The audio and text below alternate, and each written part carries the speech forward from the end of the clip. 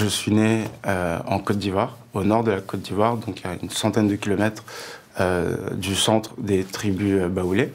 J'ai grandi avec jusqu'à l'âge de 4 ans, puis je suis arrivé en France. Et tout ça est un petit peu parti. J'essaie de m'inspirer de ça, par exemple, dans ma musique, avec principalement les rythmiques.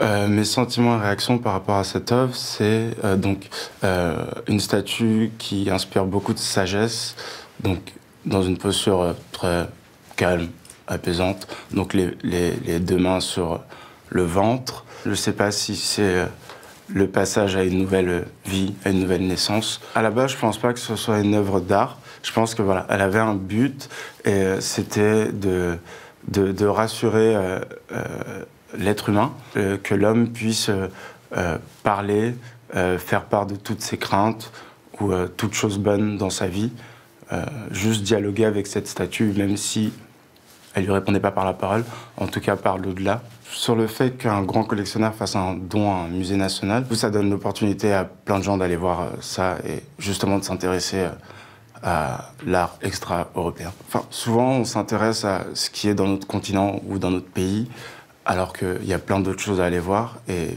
pour les gens qui n'ont pas forcément l'opportunité de pouvoir voyager ou se balader, de pouvoir apprendre un petit peu sur le reste du monde. Ça nous aide à, je pense, s'ouvrir au monde, de rencontrer les différentes cultures. Elles se rejoignent toutes, en fait, parce qu'on vient tous du même endroit. Là-dedans, il n'y a pas de négatif, il n'y a que du positif. Si on peut tous être ensemble et apprendre des cultures des autres, c'est très bien pour tout le monde, en fait.